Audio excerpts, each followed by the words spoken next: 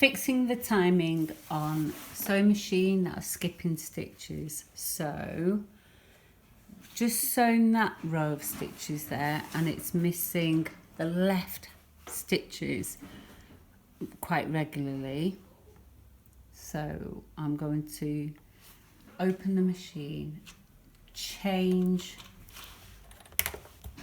the position of the hook on the shuttle. So this hook here has got to meet the needle as it comes back on its journey up. So as it's come down and starts going up, it's got to meet the needle. So I don't know if you can see that. So that hook at the top is going to catch the thread of the needle. So as it goes round, that's what we want to do. So hand wheel towards you. So the needle's on its way up. The hook is just touching the needle as it starts bouncing upwards. So as it starts coming up, the needle is there in touch. So it's just, the hook's gone round before the needle has gone up. So the hook's coming round too quickly. So if we want the hook to go back further back, we need to undo some of the screws in the machine.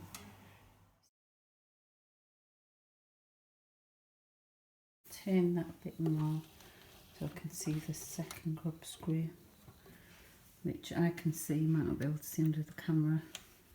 And it's this shaft here that connects to these screws in there. Let's look close up. So it's these ones here. So when that shaft goes round, you'll see one grub screw and the second one there. So we need to loosen them. So we'll loosen the bottom one first. Where's that Allen key gone? The bottom one first, and then we'll do the top one. So, because the bottom one gets hidden underneath the machine. So unscrew that a little bit, just a little bit. Turn the hand wheel towards you, and then we can get access to the second screw. But before loosening that one off, we're going to check the position of the needle, aren't we? Okay, so as that needle comes on its journey back up, I want that hook to be grabbing onto the thread there. So I need to move it back a bit because it was coming round too early. So I'm just going to give it a tiny shove that way. And I'm going to tighten the screw, that grub screw underneath that I could see. Just one of them will do. And then I'm going to turn the needle so that it's engaged. So it's going to grab that thread.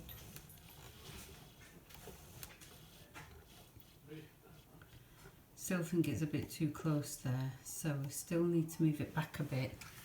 So loosen that screw off again, and we're going to push that back a bit again, a bit more. Tighten the screw up.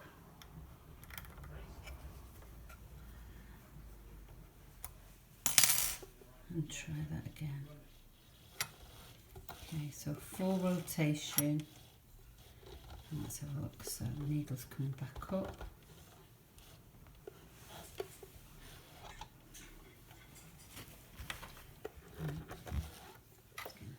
There. So that's both of them tightened. I'm going to just sit the machine back up.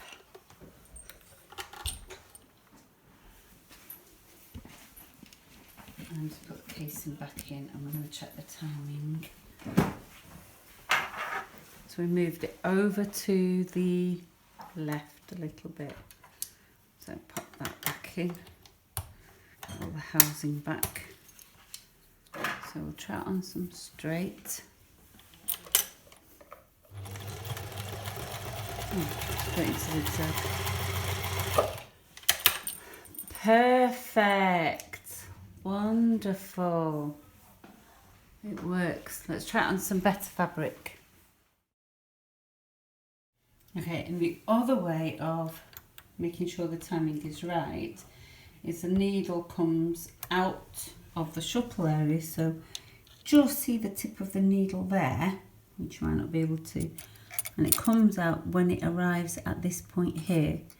So I know it's not quite right, so I'm going to shove this around until it's there.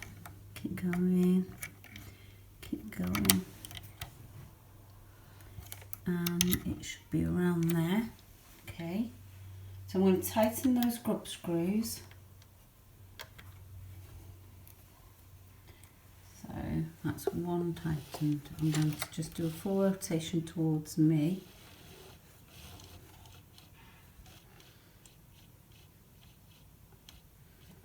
And that looks good to me. Okay, so I'm going so that's both of them tightened. I'm going to just sit the machine back up. So that's that done. Another machine ready to go back to its owner. So if you're struggling with any other issues with the machine, just get in touch. Another part of this machine that we had to repair was this tension disc. Somebody had taken it apart and misplaced some of the parts, which I was able to put back together, which was an easy fix. But it's quite possible this machine has been dropped, fallen, because lots of the parts have been knocked. But we managed to put it back together again, and it's like new again. Happy sewing!